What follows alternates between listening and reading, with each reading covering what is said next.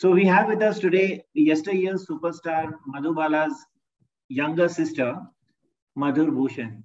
मधुर जी, आपका बहुत बहुत स्वागत है ई टाइम्स पर, और thank you very much for joining us for this interview. My pleasure. Well, first things first, ma'am, हमें पता चला है और हमने ये न्यूज़ ब्रेक भी की है कि आपकी सिस्टर के साथ जो बर्ताव हुआ है उनकी डॉटर इन लॉ के द्वारा। ये जो सिस्टर के बारे में हम बात कर रहे हैं, उनका नाम कनीज है, और इस पर आपने भी थोड़ी सी बात की है, और उनकी बेटी परवीज ने भी हमारे साथ बात की है। अब किस हाल में है आपकी सिस्टर? मेरी सिस्टर एक तो 96 इयर्स ओल्ड हैं एंड बहुत ही वीक हैं। एट दिस एज आपको पता है कैसा होता है, और अभी 20-22 दिन ही हुए बच्चे की मौत हुई है। तो ऐसे में इंसान कैसा हो सकता है, एकदम लागिर है, कमजोर है, और दिन भर रो रही है। हम लोगों को देखकर अजीब लग रहा है कि जिंदगी में इस उम्र में, ठीक है मालिक के फैसले अपने होते हैं, कोई बदल नहीं सकता, लेकिन कुछ लोगों के भी इसमें हाथ होते हैं, उनका इंटरफेरेंस होता है, उनके अंदर इंसानियत नहीं होती कि वो किसी बूढ़ी औरत को तो बख्श दे, अब उनकी औलाद भी नहीं रही। तो जो भी गिले शिकवे होते हैं विकी, मुझे लगता है वो इंसान को अपने दिल से निकाल देने चाहिए। ऐसे तो मुझे भी बहुत गिले शिकवे थे बहुत से लोगों से, लेकिन मैं 1 मिनट में भूल गई सब। मुझे देखकर उनको ऐसा लगा कि क्या हो गया, ये मुझे कुछ भी याद नहीं रहा, क्या हुआ था, कैसे हुआ था, मैं भूल गई। मुझे बस वो दिख रही थी, और उनके बच्चे, बेटी परवीज रोती हुई दिख रही थी, और उनके दामाद फिरदौस जी कि कितने परेशान है वो लोग। देखिए, किसी ने, समीना ने, जो उनकी डॉटर लॉ का नाम है, उनकी बेटी सामिया और उनका बेटा फरहान, माशाल्लाह सब कुछ है बच्चों के पास, खुश है, आबाद है, हर चीज उनके बेटे ने उन्हें दी है बच्चों को। अपनी माँ के लिए एक शेल्टर ही तो मांगा होगा, और क्या किया होगा। एक शेल्टर भी, एक कोने में अगर रह जाती तो क्या चला जाता, लेकिन उनको उस कोने में भी नहीं रहने दिया, उनको इस हालत में हवाई जहाज में चढ़ा दिया, वो भी 96 एज में, कोलंबियन एयरलाइंस। और लोगों ने पूछा उनसे, पैसेंजर से, आपके साथ एस्कॉर्ट नहीं है, आप किसी के साथ नहीं? बोले नहीं, मेरी बहू ने मुझे निकाल दिया घर से, और she didn't even have little money to eat snacks in the flight. Even when she landed at the airport in India, they said you will have to give us money, वो कुछ टेस्ट वगैरह लेते हैं। तो कह रही मेरे पास तो नहीं है कुछ भी। तो फिर उन्होंने इनकी बेटी से कहा, इनके पास तो कुछ भी नहीं है। बोले नहीं, हमारे पास है, आप बेफिक्र रहिए, आपको जो करना है कर लीजिए। आप जाकर मिले हैं? जी हाँ, मैं मिली, अभी 2 दिन हुए, उनको 4-5 ही दिन हुए हैं आकर, क्योंकि एक जेट लैग भी होता है, इंसान बूढ़ा आदमी सहम जाता है डर के मारे, और हालात को समझते हुए कि मैं कहाँ थी, कहाँ आ गई, ये सब क्या हो गया अचानक मेरी जिंदगी में। तो सोए जा रही थी, और जब उठती थी तो रोती थी। तो कनीज जी से आप मिले हैं, और आपने समीना से बात की? नहीं जी, मेरी और समीना का कोई राब्ता नहीं है, मेरी उनसे कोई बातचीत नहीं है, उन्होंने कभी मुझसे बात भी नहीं की है। हाँ, फारूक जो गुजर गया बच्चा, वो मुझसे बात करता था, जरूर करता था, और ठीक है कुछ गिले शिकवे थे दिल में मेरे बहुत, लेकिन मैं इस वक्त इन चीजों को दिल से निकाल दी, सबको माफ कर दिया मैंने, कोई बात नहीं।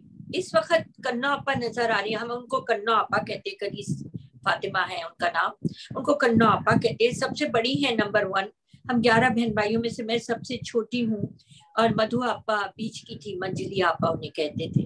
तो मधु आपा की भी रूह को कैसा लग रहा होगा, अभी थोड़े दिन में उनका जन्मदिन आ रहा है 14 फरवरी, तो उनको कैसा लग रहा होगा कि ये मेरी बड़ी बहन के साथ क्या हो गया। और यहाँ पर सब एकदम बिखर गई, दुनिया ही बिखर गई उस औरत की। मधु जी और आपके बीच में कितने सालों का फर्क था? मेरे और उनके बीच में कम से कम नहीं तो 15-16 साल का फर्क है। ओके। मैं 5 है और मैं नंबर 11 हूँ। तो आपकी अर्लीस्ट मेमोरीज क्या है? अर्लीस्ट मेरी मेमोरीज? मेमोरीज यही है सर कि एक तो मैं छोटी बहुत थी जब वो फिल्मों में एंट्री ली, तो शूटिंग वूटिंग तो हमारी समझ में नहीं आती थी, और हमारे वालिद अताउल्लाह खान साहब बच्चों को जाने नहीं देते थे, लड़कियों को, कि बाहर नहीं जाना है, तुम्हें क्या करना है, बहन की शूटिंग है, पिक्चर देख लेना। तो हम लोग घर ही पर रहते थे, और स्कूल में थे तो जाने का वक्त भी नहीं मिलता था, टाइमिंग भी क्लैश होता था। तो इतना याद है कि बहुत ही खूबसूरत थी, हम तो उनकी बहनें भी नहीं लगते, इतनी प्यारी, इतनी खूबसूरत फूल की तरह खिलखिलाती हुई। She was really a beautiful girl.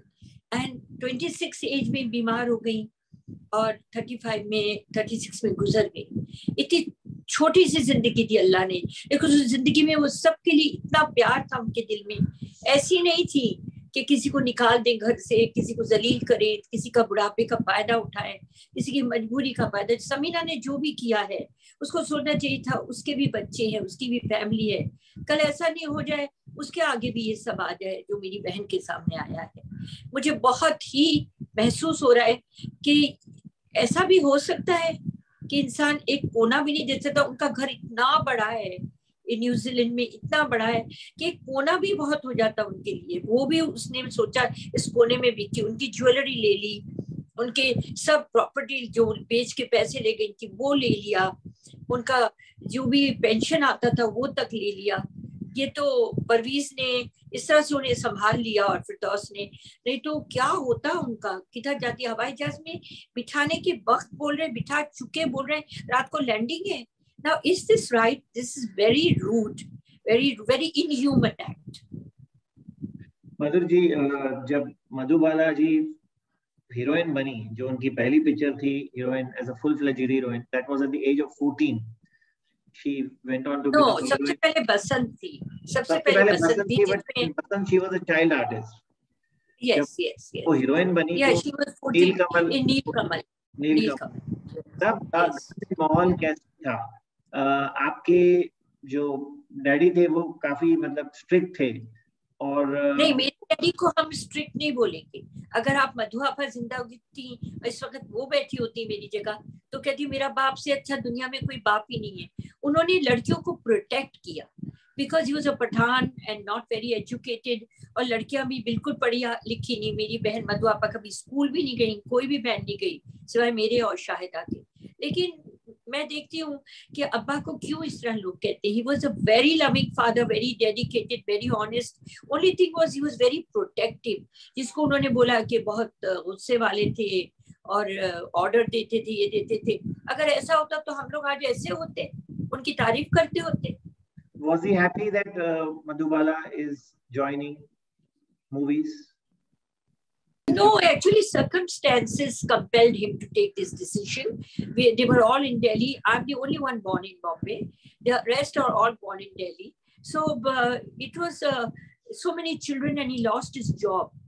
And when he lost his job in Imperial Tobacco Company, he had no choice. Then Madhu Appa हमेशा कहती थी, अब्बा मुझे फिल्मों में जाने दो ना, अब्बा मुझे फिल्मों में जाना है।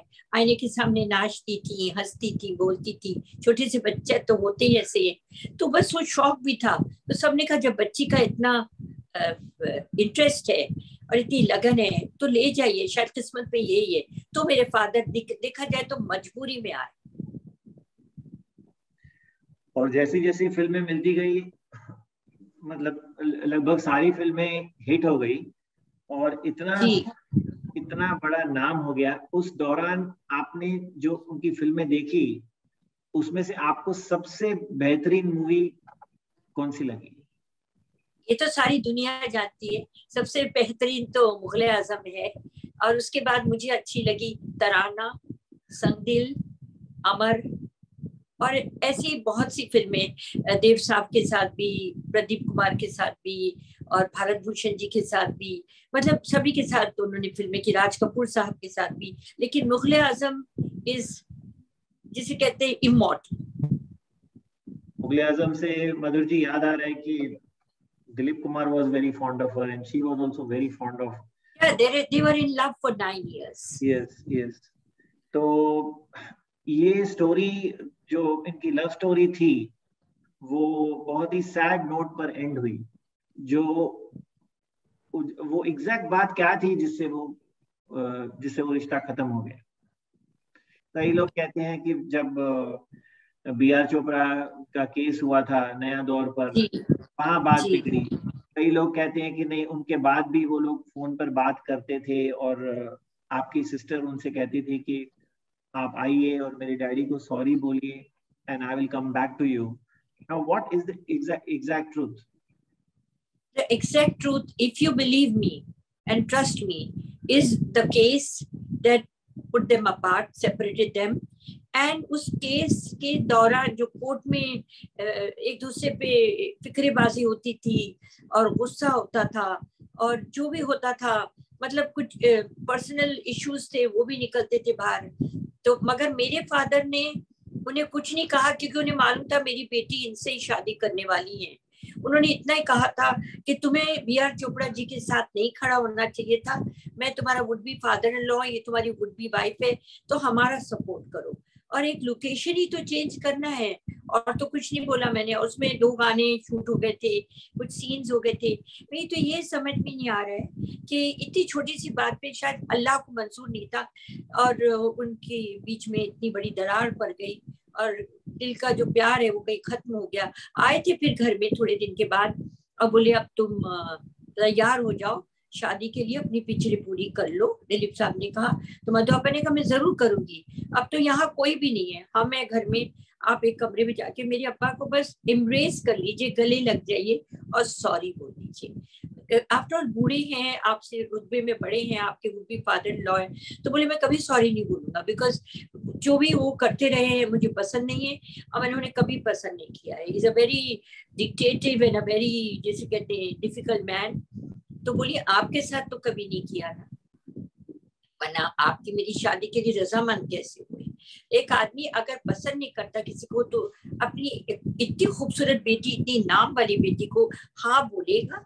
कभी नहीं बोलेगा। इतना ही कहते थे बेटा देख लो तुम निभा सकोगी, कर सकोगी, ठीक है, लेकिन जिंदगी में नहीं था साथ तो टूट गया, बिखर गया। आपके डैडी को ये आपत्ति थी कि ग्वालियर में ये शूटिंग नहीं हो और बॉम्बे में ही हो, तो उन्होंने नहीं ये बॉम्बे में नहीं, बॉम्बे में नहीं। उन्होंने कहा था, वो डेकॉइट्स की कहानी थी, अगर आपने पिक्चर देखी हो डेकॉइट्स की, तो उसमें अब्बा ने कहा था लोकेशन जहां जा रहे हो वहीं कहीं और दूसरी ढूंढ लो, क्योंकि अर्लियर एक टीम गई थी आर्टिस्टों की और वहां पर लड़कियों के साथ बड़ा मिसबिहेव हुआ था, उनके कपड़े वपड़े फाड़ दिए थे, लोगों ने पकड़ लिया था। तो अब्बा ने बोला मेरी बच्ची वहां नहीं जाएगी, लोकेशन चेंज कर दो। बॉम्बे में तो वो लोकेशन हो ही नहीं सकती थी, वो पहाड़ी इलाका था। वहाँ बॉम्बे में कहाँ उस जमाने में ये सब था, जो नया दौर जब बनी तब मेरी बहन की उम्र ही क्या थी। तो आप सोचिए ऐसा इलाका था। आप अगर नया दौर देखेंगे, और कुछ सेट्स इरेक्ट भी किए थे, बनाए भी थे। लेकिन ठीक है, ये मेरे फादर को कहते हैं, अब दोनों ही नहीं है, दिलीप साहब भी नहीं है, मेरे वालिद भी नहीं है।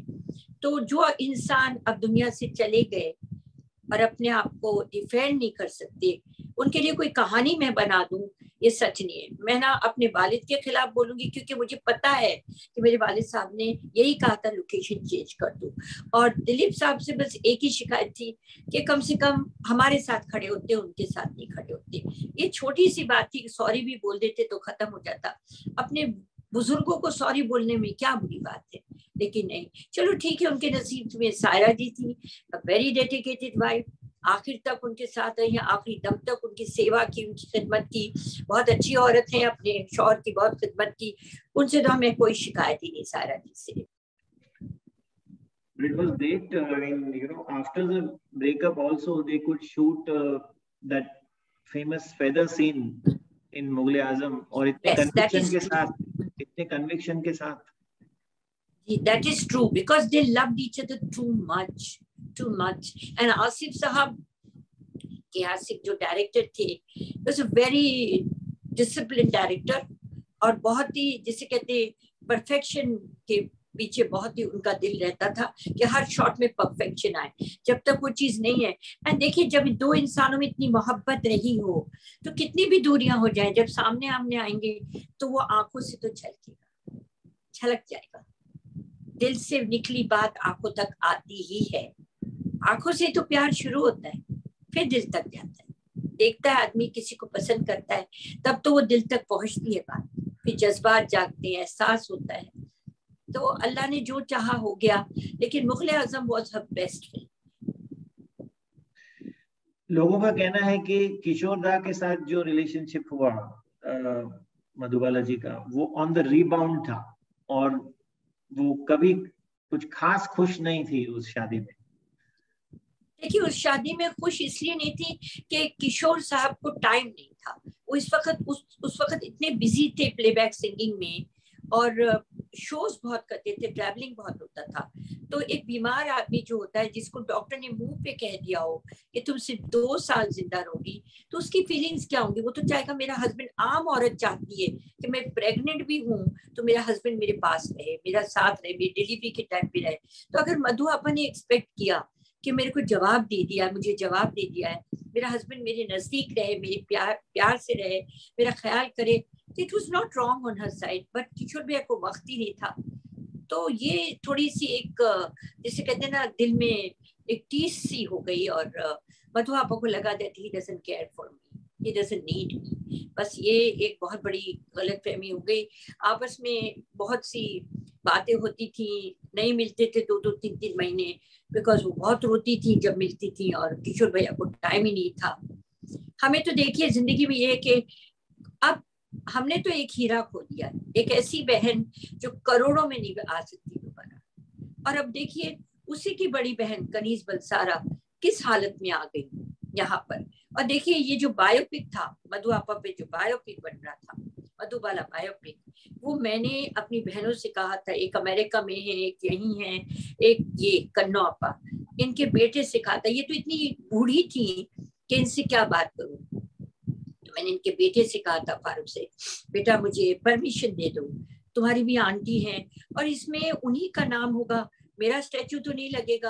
होम फॉर दी ओल्ड बना रहे थे, अरविंद जी हैं जो बहुत बड़े गुरुजी के शिष्य हैं, जोधपुर में रहते हैं, उनकी दोस्त की और उनकी मिलके बहुत बड़ी जमीन थी वहां। जो लोग देखिए गैर होके, अपनापन हमारे कोई नहीं है, मगर इतना प्यार अरविंद जी ने हमें दिया, हमारी फैमिली को जमीन दे दी। उनके दोस्त ने कहा बना लो, यहाँ स्कूल दे दिया, यहाँ पर बच्चों के लिए हम खोलना चाहते, सब मधुबाला जी के नाम से, सब कुछ। बस मेरी बहनों के दिमाग में उस वक्त क्या आया मालूम नहीं मुझे, ये तो वही जानते हैं कि क्यों इतना दिमाग में उनके आगे आके नहीं देंगे परमिशन।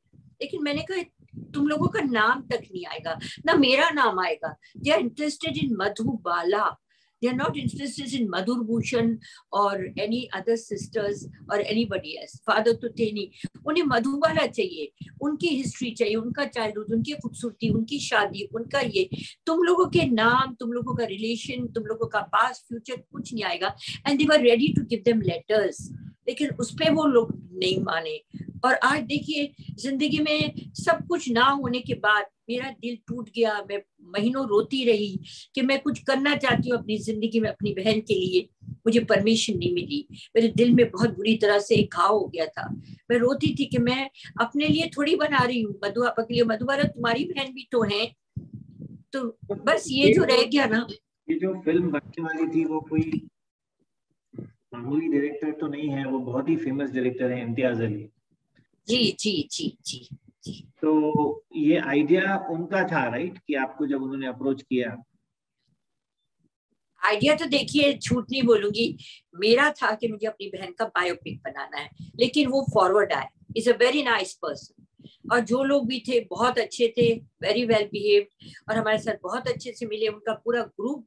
उन्होंने मुझे इतनी इज्जत दी, इतनी इज्जत दी, किसी चीज को कोई आनाकानी नहीं, किसी किस्म का कुछ नहीं। लेकिन उनके पास एक लेटर आ गया, एक नोटिस आ गया कि हमने परमिशन नहीं दी है, she can not make the biopic. तो वो थोड़े से डर से गए नहीं, उन्हें थोड़ा सा बुरा लगा कि मधुर जी ने झूठ क्यों बोला। तो झूठ तो मैंने बोला नहीं था, मुझे नहीं लगा मेरी बहनें ना कर देंगी। अब मेरी बहन है मधुबाला, तू तुम्हारी भी तो बहन है, और बड़ी बहन, तुम लोग तो बड़े हो उनसे, मैं तो छोटी सबसे ज्यादा।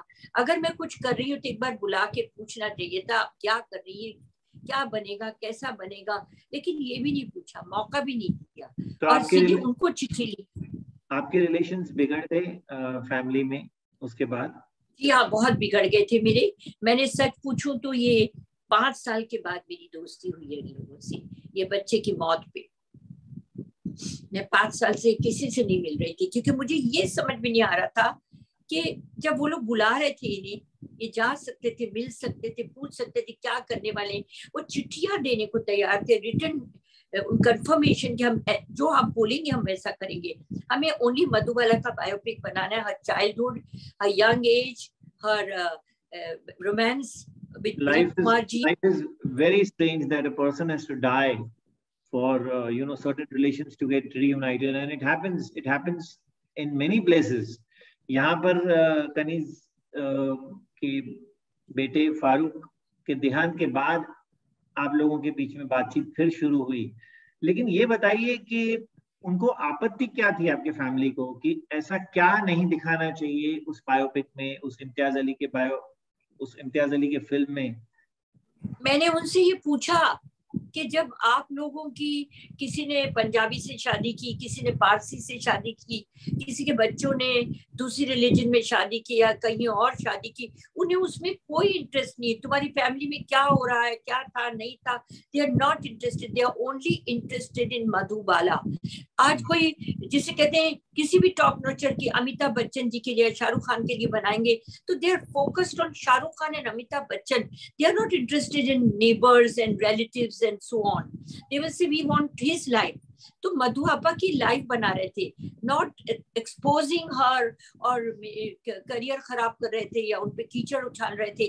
और मैंने तो मिलने से पहले ही उन डायरेक्टर साहब को कह दिया था कि आप ऐसी कोई बात नहीं करेंगे जिसमें मेरी फैमिली के ऊपर इतनी भी आ जाए थी। They were giving me written confirmation. You sent, they were calling them, but they just not wanted to do it. और आज देखिए जब वो बच्चा मर गया, मुझे तो ये भी नहीं मालूम मेरी बहन ने ये सिग्नेचर दिल से किया है, इनका ही सिग्नेचर सबसे पहले आया, you're not allowed to make the biopic। तो मुझे लगा ये करनापा नहीं हो सकती, अपनी सगी बहन के लिए ऐसे ना नहीं कर सकती। और मैं सबसे छोटी और वो बीच की, उनको भी पाला, करनापा नहीं कर सकती। हमें बात करने तक की न्यूजीलैंड में इजाजत नहीं थी, फोन नहीं देते थे। मैं बोली कितने बार मुझे कन्नापा से बात करनी, मुझे करने दो please, I want to talk, no she is not well, कभी कुछ कभी कुछ कभी कुछ, दे वर टोटली अवॉइडिंग। मुझे तो लगता भी नहीं कि कन्नापा ने वो कौन सी इन्होंने बात बताई होगी या क्या मजबूर किया होगा जो उन्होंने साइन कर दिया। तो मेरी बहन है, मेन प्रॉब्लम इसी सिस्टर को था जो आज नहीं जी, नहीं जी, नहीं जी, दो और बहनें, नहीं, दो और बहनें हैं, इन्होंने उनको भी फोन किया और कहा कि तुम भी इजाजत नहीं देना, तो उन्होंने भी इजाजत नहीं दी। अभी सब ने मिलके कर दिया। लेकिन आप सोचिए जिंदगी के किस मकाम पर आके मैं उनके गले लग गई, वो मेरे गले लग गई। मैं तो खैर सब भूल गई, ये वक्त सही नहीं है इन बातों के लिए दिल में रखना। क्या पता अभी कल मैं भी जिंदा हूँ दुनिया में कि नहीं, लेकिन मेरे दिल से तो नहीं बात जाएगी। लेकिन अगर मुझे इजाजत दे दे तो मैं अपनी बहन की बायोपिक अपनी जिंदगी में बनाना चाहती हूँ। तुम अपनी बहन के लिए कर रहे हो, मेरे लिए नहीं कर रहे। आज भी आप बनाना चाहेंगे वो बायोपिक? जी हाँ, बिल्कुल बिल्कुल, उनकी रजामंदी से, उनके प्यार से मिलके, गले लग के। मैं किसी को नाराज नहीं करना चाहती। अगर ऐसा होता तो मैं भी उन लेटर्स का जवाब दे सकती थी, मैं भी लड़ाई झगड़ा कर सकती थी, मैं भी नोटिसबाजी कर सकती थी, लेकिन इसमें मिलता क्या? उसी डायरेक्टर के साथ बनाना चाहेंगे आप, इम्तियाज अली के साथ? वो भी करना जाएगा, वो सब मधु आपा जी का फैन होगा, वो नेचुरली एन आर्डेंट फैन होगा, बहुत अप्रिशिएट करता होगा, उसका बड़ी लगन होगी। मधु आपा का बायोपिक बनाना is no easy at all, because उनकी गरीबी का पार्ट, जब आए थे बॉम्बे कितना स्ट्रगल किया, स्टूडियो घूमती रही, कैसे काम नहीं मिलता था, मेरा बाप उंगली पकड़ के घूमता था, फिर कैसे कैसे किस स्ट्रगल से वो बेबी बसंत में आई, बेबी मुमताज, उनकी जितनी भी स्ट्रगल है इन बहनों ने भी सब देखी, इन्होंने भी साथ में स्ट्रगल किया है। तो कम से कम सोचना चाहिए अगर मधुर बना रही है तो हम सबकी भलाई के लिए, वो हमें नुकसान क्यों पहुंचाएगी? उसको क्या मिलेगा हमको नुकसान पहुंचा के? मेरा क्या नाम होगा? मैं कौन हूँ? मेरे दिल में मधु आपा के लिए प्यार था। उनका स्टैचू जो तो मैडम तुसाज का अनवीलिंग करने में दिल्ली गई थी, वो मैडम तुसाज का स्टैचू मैंने ऑर्डर भी दे दिया था बनाना, और वो लगने वाला था स्कूल के बाहर, और होम फॉर दी ओल्ड मैं बना क्या रही थी। अरविंद जी मेरे साथ थे, अरविंद कुमार मालविया जी जो जोधपुर में रहते हैं, उन्होंने इतना सपोर्ट किया है मुझे, इतना, आज भी वो मेरे पीछे खड़े, आज भी वो मेरा साथ दे रहे। उनके बिना तो मैं कर भी नहीं सकती थी। उनके फादर इतने बीमार थे तो भी उनको छोड़ के वो मेरे लिए आए। I am so obligated and so grateful to him. मधुर जी, जब किशोर दा के साथ शादी हुई थी तब भी यही कहना था कि आपके डैडी इस बात से खुश नहीं थे? नहीं, ऐसा नहीं था। मैं तो यही कह रही हूँ, अगर खुश नहीं थे तो शादी हुई कैसे? और अब्बा थे, लंदन गई डॉक्टर गोलवाला, एसपी गोलवाला के साथ। एसपी गोलवाला साहब अभी तक जिंदा हैं, पारसी डॉक्टर है, हीरोज सिनेमा के एम्प्रेस बिल्डिंग में रहते, उनसे पूछिए। अच्छे से चढ़ाया उनको, अच्छे से भेजा, और 15 दिन में 20 दिन में वापस आ गए। डॉक्टर ने तो वहीं की वहीं देखते ही बोल दिया तुम नहीं बचोगी, it's a hole in the heart and right now we are working on it, but we are not successful at it. So there is no, she died without any medicine because there was no cure. There was no cure. Without medicine, without any medical aid, because इलाज ही नहीं था उनका, दुनिया में नहीं इलाज था उस वक्त, हार्ट का था ही नहीं। In 69. I'm very sorry to ask you this, Madhur ji, but जब ये डिस्कवर हुआ कि उनके हार्ट में एक होल है, तो वो पीरियड कैसा रहा? मतलब वो समय उसके बाद कैसे गुजरा, और वो कहाँ पर थी, और फैमिली के टच में थी, या फिर उन्होंने किशोर दा के बंगले पर रहना प्रेफर किया? क्या चल रहा था उसमें? नहीं, किशोर दा के बंगले पे तो रह नहीं सकती थी, क्योंकि किशोर भैया थे, उनका बच्चा कलकत्ता में था उस टाइम पे, बाद में बॉम्बे में आया अमित, मगर कलकत्ते में भी रहता था, बॉम्बे में भी रहता था। और किशोर भैया इतने बिजी थे कि वो उनको कैसे लुक आफ्टर करते, नर्स रख सकते थे। वो कहती थी नर्स रख दो मेरे लिए, नर्स रख दो। वो कहते थे मगर तुम अकेली हो जाओगी, मैं इतना ट्रैवलिंग करता हूँ, इतना फ्लाइंग करता हूँ, शोज में जाता हूँ, मगर वो तो उनको हस्बैंड ही चाहिए ना, वाइफ को, कुछ भी हो कोई भी। तो हमारे घर में रहती थी, अपने माँ बाप और बहनों की सबकी शादी हो गई थी, मेरी लास्ट में हुई शादी, तो मैं रह गई थी पीछे सबसे आखिर। मेरी शादी के 1 साल के बाद मधुआपा मर गई, 1 साल के बाद वो मर गई, और हम लोग उसी बिल्डिंग में रहते थे। मैं नीचे ग्राउंड फ्लोर पे, मधुआपा फर्स्ट फ्लोर पे, मेरे parents in the opposite flat. हम सभी जॉइंट फैमिली थे। फिर सब करके एक एक चीज की शादी होती गई, अलग अलग जाते गए। वो न्यूजीलैंड गई, एक अमेरिका गई, एक कहीं और गई, सब लोग। It was very beautiful joint family, very loving family. लेकिन पता नहीं क्या हुआ, सब तितर बितर हो गया। तो आप अमित कुमार से मिलते हैं आजकल? हाँ जी, मेरा तो स्टूडियो है, मेरा रिकॉर्डिंग स्टूडियो मधुर धुनी के नाम से बांद्रा में है, अभी भी है। उसमें आर.डी. बर्मन साहब ने गाने किए थे, सब बड़े बड़े कलाकार आते थे। मेरा खुद का स्टूडियो, मेरे हस्बैंड मिस्टर ब्रिजभूषण, जो is a legend, is a voice, very famous voice, you must have heard of him. So he is the institute, I should say. मेरे हस्बैंड है इसलिए नहीं, ब्रिजभूषण जी, बहुत नाम, बहुत इज्जत है उनकी। आवाज तो आज भी चांद सितारों की तरह रोशन है, इस उम्र में भी। लेकिन मैं उनकी वाइफ हूँ, ब्रिजभूषण जी की। लेकिन मधुआपा से भी वो मिले हैं, ब्रिजी मधुआपा से भी मिले हैं, बहुत फैन थे उनकी। उनकी तमन्ना थी जब मैं बॉम्बे आऊंगा तो मधुबाला जी और लता मंगेशकर से मिलूंगा, और दोनों से मिले। तो एक की तो बहन से। अमित कुमार वो स्टूडियो में आते थे। अभी तो वो स्टूडियो गानों का नहीं है, अब वो एडवर्टाइजिंग का बन गया, लाइक डिस्कवरी चैनल, ये वो, कार्टून नेटवर्क एंड ईटीवी, इनके लिए मैं अब काम करती हूँ, सबके लिए जी। तो ये बहुत अच्छी बात है, आपका और अमित कुमार का अच्छा इक्वेशन रहा। बहुत अच्छा इक्वेशन, बहुत अच्छा equation. He was in my studio for 21 days. He recorded all his songs there. R D. Burman ji का म्यूजिक था, और वो गा रहे थे, और रोज मिलते थे, हम रोज बैठते थे। उन्होंने कभी भी मुझे एक बार भी कोई क्वेश्चन नहीं किया, ना कोई शिकायत, ना मैंने की कोई शिकायत उनके फादर की। Like his father, he also is a fantastic singer. Yes. I must ask you something else about Madhubala ji. It was said that before Dilip Saab came into her life, it was Premnath. Is this true? ये सच है। लेकिन प्रेम भैया से शादी इसलिए नहीं हुई, on religion ground, Hindu मुसलमान। He was a Hindu Punjabi, Premnath ji, and हम लोग मुसलमान थे। 2 ही फिल्में की उन्होंने साथ में, बादल और साकी। लेकिन प्यार हो गया था बहुत ज्यादा। They were very very young, especially मधुआपा तो बहुत ही छोटी थी, बहुत ही छोटी। तो अब्बा ने कहा, एक तो तुम्हारी उम्र देखो कितनी छोटी है अभी, और अभी तो तरक्की करोगी आगे, और वो भी करेंगे, प्रेम जी भी was a budding star at that time. तो इसीलिए ये रिलीजन के ऊपर टूट गई बात। Also,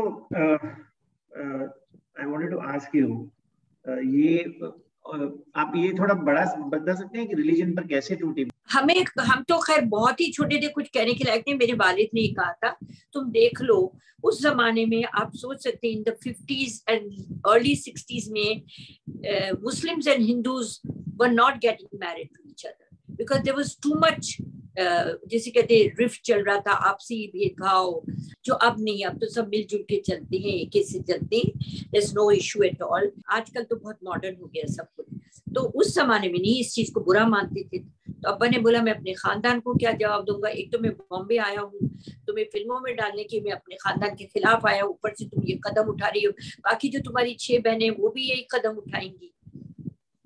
लेकिन फिर इतना मॉडर्न हो गया कि सबने अपने अपनी पसंद की शादियां थी। Could Madhubala forget Premnath easily? I think it was not difficult for her because it was जैसे कहते हैं a short-lived relationship, a very short-lived. It was more like लड़का लड़की मिले, पहली मुलाकात में प्यार हो गया और इश्क हो गया और ख्वाब देखने लगे, ये वैसा प्यार था जिसे कहते हैं ना अर्ली एज का प्यार, ये वैसा प्यार था। Could Madhubala forget Dilip Saab easily? No, she never forgot him. She never ever forgot him. She never forgot him. He came to see her at Bridge Candy Hospital when she was once very ill. That time he was not married, so he came and he said, "तुम अच्छी हो जाओगी और हम फिर से एक picture में काम करेंगे." तो बोली, आप सच कह रहे मैं अच्छी हो जाऊंगी? डॉक्टर ने तो मुझे जवाब दे दिया, बोले डॉक्टर का क्या है, डॉक्टर तो बोलते रहते हैं, ऊपर मालिक भी है ना, तुम अच्छी हो जाओगी, और अभी तो उम्र ही क्या है तुम्हारी, अच्छी हो जाओगी और हम फिर से एक फिल्म में काम करेंगे। That time he was not married to Saira ji. Later on when he got married, तो फिर तो दूरियां हो ही गई जी। उसके बाद कभी नहीं मिले, मतलब नहीं, कभी नहीं, बल्कि when she died, he was in Madras or somewhere and he flew down, he came, so she was already buried in the graveyard and he only saw, ऊपर की कब्र देखी उन्होंने, वो मधुआपा को नहीं देख सके, मगर आए जरूर थे। फिर हमारे घर भी उन्होंने आए थे, उनके घर वाले आए थे और उस वक्त हमें उन्होंने 3 दिन जो खाना होता है बहुत लोगों ने भेजा, उन्होंने भी भेजा, ऐसी कोई बात नहीं। There was also a very controversial book, I think you must have read it, by journalist Mohan Deep. Oh, that was very bad. That was very bad. हम लोग तो केस करने वाले थे उन पर, फिर मैंने उनसे डायरेक्टली बात की थी। अच्छा, मेरे फादर शायद, मुझे लगता है उस वक्त नहीं थे, मधुआपा के मरने के बाद ये किताब छपी। And I am telling you, अगर मेरे फादर होते तो things would be other way around, he would be, I am very sure, behind the bars, because मेरे फादर बहुत प्रैक्टिकल आदमी थे। वो कहते थे तुमने बोला है ना, ओके, अब इसको प्रूव कर दो, तुम प्रूव कर दो, मैं मान लूंगा। कहीं भी दुनिया में जाओ, देखिए प्रूफ के बिना तो जज भी आपको हुक्म नहीं सुनाता। Because it was written in that, you know, that she was in love with, she was fond of Latif Mohan Sinha, she was fond of Kamal Amrohi, she was in love with Zulfikar Ali Bhutto, Pradeep Kumar, Bharat Bhushan. So many names were taken. I don't think एक भी इनमें से सच बात है, इसलिए नहीं कि वो गुजर गई हैं और हम उनके ऊपर डिपेंड करते थे, वो हमारी रोजी का जरिया थी, उनको अच्छा बनाने की सोबत वो कर रहे हैं। देखिए, जिंदगी में जब बहुत कोई खूबसूरत होता है, आम लड़की भी देख लीजिए, कॉलेज की लड़की देख लीजिए, कहीं की भी, अगर वो बहुत खूबसूरत है या बहुत टैलेंटेड है तो उनका लिंक किसी से भी कर देते। आज तो एक लड़का लड़की आम बैठ के 2 घंटे कमरे में बात कर ले तो बोलते इनका जरूर कुछ है। मधुआपा इस ऐसी बैकग्राउंड की नहीं थी, हमारा खून ऐसा नहीं था कि हम लड़कियों तो घर से बाहर नहीं, सुबह जाती थी 9 बजे, शाम को 6 बजे घर आती थी। कमाल अमरोही साहब क्यों करेंगे ऐसा, वो महल में तो बच्ची थी उनके सामने, कमाल साहब के तो 2-2, 3-3 बच्चे थे, तब शादीशुदा थे। और मनमोहन सिंह, कौन वो दूसरा, आपने मोहन सिन्हा बोला, मैंने तो उनका नाम भी आज पहली बार सुन रही हूँ। और मोहन सिन्हा नहीं, ये अल्लाह जानता है, मैं झूठ नहीं बोलूंगी। अगर वो ईश्वर है ऊपर तो मुझे सुन रहा है। मधु जी, इसमें दिलीप साहब की ऑटोबायोग्राफी में the substance and the shadow में उन्होंने लिखा है मधुबाला के बारे में that she filled a void that was crying to be filled. Now ऐसा कौन सा void था जिसका वो जिक्र कर रहे हैं वहां, जो मधुबाला ने फिल किया उनकी लाइफ? क्या किया पता नहीं, उन्होंने लिखा है कि ऐसी कोई एम्प्टीनेस थी, कोई खालीपन था जो वो वहां आकर उन्होंने वो भर दिया। दिलीप साहब की जिंदगी में खालीपन क्यों था? वो तो वेरी वेल ऑफ थे और बहुत टॉप स्टार थे, किसी चीज की कमी नहीं थी उनको। हाँ, अगर वो इस तरफ इशारा दे रहे हैं कि एक लड़की का दिल बहुत अच्छा था, बहुत मोहब्बत वाली थी और मेरा बड़ा मुझसे बहुत प्यार करती थी, तो ये तो सच है, दीवानगी की हद तक प्यार था, जैसे किसी लैला मजनू का शरीफ फराद का होता है। मधु आपा यूज्ड टू वर्शिप हिम। वो अगर उस तरफ इशारा करे तो सही है, लेकिन वरना ऐसा क्या? दिलीप साहब was very well placed in life. Dilip साहब को किस चीज की कमी थी? किसी चीज की कमी नहीं थी जो वो मधु आपा के बारे में ऐसा लिखें। मैं आपको बताऊं, इसमें से आधी चीजें तो वो इतने बीमार थे, जिस इंसान की याददाश्त ही नहीं थी, मेमोरी नहीं थी, वो ये सब क्यों लिखेंगे? मुझे नहीं लगता वो इतने छोटे दिल के थे, इतने पढ़े लिखे आदमी, इतने जज्बाती, वो क्यों करेंगे? और अच्छी बीवी उन्हें मिली है सायरा जी, वो क्यों ये सब करेंगे? मुझे नहीं लगता। ये आई थिंक इसको बढ़ा चढ़ा के किताबों में लिखा गया है। आज की कोई भी एक्ट्रेसेस में आपको लगता है जो मधुबाला जी के नियरेस्ट आती है? I am sorry to comment on this. सब अपने वे में बहुत ही खूबसूरत हैं, एक्सट्रीमली टैलेंटेड हैं, सब में कोई कमी नहीं है, लेकिन मेरी बहन वाज दी मधुबाला, उनको रिप्लेस कोई नहीं कर सकता, ना तो शक्ल सूरत में, ना उनके एक्टिंग में। उनकी नेचुरल एक हंसी थी, उनकी एक चंचलता थी, उनकी आंखों की शोखी थी और जो नेचुरल थी। और उस जमाने में तो देखिए कोई भी हीरोइन ज्यादा मेकअप भी नहीं करती थी। Most of the time she was with very light pancake and थोड़ा काजल लिपस्टिक लगा ली बस। कोई भी हीरोइन, मधु आपा भी नहीं करती नहीं थी। आज तो सब फैसिलिटीज हैं हीरोइंस के पास, तो they can do anything they like, they are open to anything. लेकिन मेरी बहन मीना कुमारी जी, नूतन जी, सुरैया, नरगिस, गीता बाली, ये सब ने तो सिंप्लिसिटी में काम किया और इतना इज्जत कमाई। तो मेरी बहन को किसी चीज की जरूरत नहीं थी, वो बिना मेकअप के ज्यादा खूबसूरत थी, बहुत खूबसूरत। You know, I must add here something which everyone says. I mean, all those who had been in those times, that जब मधुबाला जी used to drink water, तो पानी गले से दिखता था, इतनी ब्यूटी थी। ये आपको यस यस यस। एक बार हम लोग पिक्चर हाउस गए थे, जब वो बहुत बीमार की, बुर्के में गई थी, मैं थी उनके साथ। ये बैंड्रा में एक था इंडियन सिनेमा छोटा सा, उसके अंदर हम गए थे। तो हमारे इंटरवल में हमारे लिए स्नैक्स आ गए, तो मैंने कहा जी हमने तो ऑर्डर नहीं किए, और मधु आपा बुर्के में थी। तो बोले नहीं आपने ऑर्डर नहीं किए, लेकिन हमने भेजे। मैंने कहा क्यों? हमने तो नहीं किए। तो बोलने लगे ये जो बुर्के में मधुबाला जी है। मैंने कहा आपने कैसे जाना है मधुबाला जी है? बोले उनके पैर इतने खूबसूरत हैं कि पैरों से हमने पहचान लिया मधुबाला। मैं तो इतनी खुश हुई, मैंने कहा thank you so much for this complement, कि उनके पैरों से आपने पहचान लिया कि मधुबाला है। और मैं तो तब इतनी छोटी थी कि मेरे को देख के तो बोल ही नहीं सकती मधुबाला है। मैं तो बच्ची थी, मतलब मुश्किल से मेरा खाली 17-18 साल की होंगी, मेरी शादी भी नहीं हुई थी तब। तो अजीब बात देखिए, उनके हाथ पैर, कुछ अल्लाह ने उन्हें बहुत फुर्सत में बनाया, बहुत फुर्सत में बनाया। मधुबाला जी नहीं पैदा हो सकती अब दोबारा। एक खला है, एक कमी छोड़ गई दुनिया में। लेकिन देखिए लोग, सब लोग आज तक उन्हें याद रखते हैं, आज तक उनकी फिल्में देखते हैं और आज तक बोलते हैं। एक बार मुझे याद है कितने बड़े बड़े हीरो हैं जिन्होंने कहा था मधुबाला से खूबसूरत कोई, बहुत बड़े बॉलीवुड के stars. They said, even heroines ने कहा, they accepted it, she was the beauty and nobody to compete with her. Well, Shami Kapoor had said that he used to forget his lines. Yes yes, Shammi Kapoor ji, yes yes, because वो कहते थे कि मैं जब इनकी तरफ डायलॉग देख के बोलता हूँ तो मैं सब कुछ भूल जाता हूँ, मैं इनकी शक्ल ही देखता रह जाता हूँ। इनके चेहरे में इतनी खूबसूरत और मासूमियत है, बोलापन, इतनी खूबसूरत आंखें या हंसी कि मैं नर्वस हो जाता हूँ, डायलॉग भूल जाता हूँ। That is true, that is true, that's true. My final question to you, Madhur ji, is that it was said that जब पता चला कि मधुबाला जी को हार्ट में एक होल है, तो आप लोग ने कई टाइम तक इस बात को छुपाए रखा ताकि वो इंडस्ट्री में, उसकी फिल्मों में कुछ डावाडोल ना हो।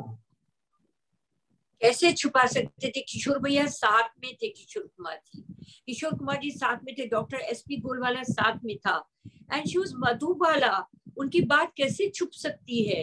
It's become viral, and producers आए थे घर में अपने डॉक्टर्स लेकर, टी ताराचंद आए थे, रामन आया था, एसपी रामन, एमबी रामन, उफ्ते मद्रासी डायरेक्टर ज्वाला के, वो आए थे, और भी कितने। सबसे पहले डॉक्टर दाते हमारे घर में इन लोगों के थ्रू आए थे कि हमें अपना डॉक्टर दिखाना है। हमने कहा दिखा दो, तो उसने भी बोला she can not work, her heart is finished, she has an enlarged heart, she's got lot of blood बन रहा है उनके जिस्म में, इतना खून नाक से और कान से उनके निकलता था, थूकती थी खून कान से, इतना एक्सेस ब्लड बनता था, and there was no cure, and all the time oxygen was next to her bed.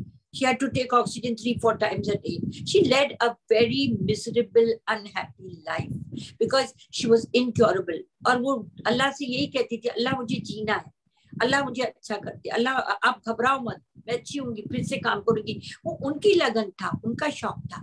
हम मरते हुए को देखकर, अपनी औलाद को देखकर कोई बोलेगा, छुपाएगा कि हमारी औलाद मर जाए लेकिन हमारे लिए काम करे? ऐसे माँ बाप कहाँ हैं दुनिया में? ऐसा, और उस जमाने के माँ बाप, नहीं सर, नहीं, ये सब कहानी है, सब कहानी है। मैं डिफेंड नहीं कर रही हूँ, मेरा मालिक जानता है मैं डिफेंड नहीं कर रही हूँ। और इस वक्त भी मैं मंदिर के रूम में बैठी हूँ, आप मेरे पीछे देख सकते हैं, अरविंद जी के जो गुरु जी हैं उनका मंदिर का फोटो भी लगा हुआ है, मेरी बहन का भी लगा हुआ है, अरविंद जी का भी लगा हुआ है। हम लोग ये नहीं कहते कि दुनिया में हम जैसा कोई इबादत नहीं करता या पूजा पाठ मेरे हस्बैंड की तरह नहीं करता, सब करते, लेकिन हम लोग गॉड फियर है। झूठ नहीं बोलूंगी, मंदिर में बैठ के झूठ नहीं बोलूंगी। I must appreciate that you have taken time off and clarified so many things जो हम इंटरनेट पे पढ़ते हैं, जो हम मैगजीन्स में पढ़ चुके हैं, और ये सारी बातें जो मैंने आपको पूछी है वो आप भी पढ़ चुकी होंगी किसी न किसी स्टेज पर। जी जी, बड़ा है, और मैं शुक्रगुजार हूँ कि आपने मेरे एक फोन पे मुझे वेलकम किया, बहुत इज्जत दी, मान दिया। लेकिन एक ही गुजारिश है आपसे कि मैंने जो भी कहा है उसको प्लीज जरूर लोगों के सामने लाइएगा। मेरी अभी भी रिक्वेस्ट है मेरी बहनों से कि मुझे परमिशन दे दे उस बायोपिक को बनाने के लिए। Thank you very much for this interview. I should thank you. You're most welcome.